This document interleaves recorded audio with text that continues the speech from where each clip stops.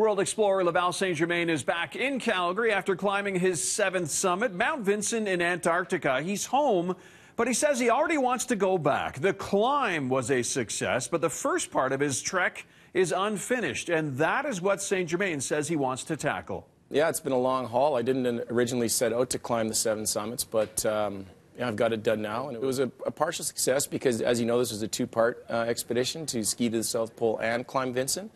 So I got half of it done. Was it the cold that made you have to abandon the ski trek to the South Pole, or was it an equipment malfunction, right? Or? It wasn't a malfunction. It was a manufacturer fault in the pulk, or what we call a pulk. It's a sled. You can see it in that image of me dragging it. So it's a 2.1 meter long Kevlar and fiberglass pulk from Norway, and it showed up bent. And in 20 years, they've never had, you can see the images there, it's warped. Oh, so it showed up this way? Showed up this way. These are pictures taken in Punta Arenas when I picked it up. So I sent them images of it. We consulted on it via email and text, and they said, we think it'll pull fine. It'll track straight, because I was concerned it was going to not track straight because of that warp.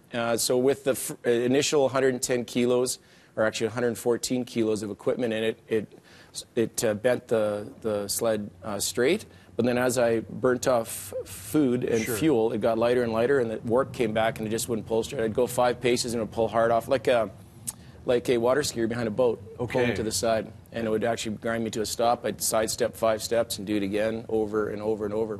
And I'd forgotten that it was warp, believe it or not, for 2 weeks, until I turned around and thought, why is this thing pulling so difficult to pull? So so now I'm in a bit of a battle with the manufacturers. I bet. Would you go back? Like, do you want to try the ski again? Absolutely. Climbing Vinson, is it technically like an easy climb, or like what are the obstacles? Is it tougher than Everest? Easier? When you think? What do you think? No, I mean it's none of these big mountains actually of the 7 summits are that technical, especially Vinson and Everest. They're really not technical. Vinson is there's about 1,000 meters of what we call fixed lines, where you're going up with a Jumar or a climbing device that you can travel up the rope and not back down. But with Vinson, you're dealing with cold. It's very, very cold, and of course it's remote. But while I was there, about 8 other climbers suffered frostbite, including the requirement to have their digits amputated when they get back. So yeah. Okay, and you're okay though? Yeah, physically? Nothing. I had a little frost nip on my cheeks. It all came off in the last week. So. Oh, that's good. That's good. Yeah, I didn't freeze anything.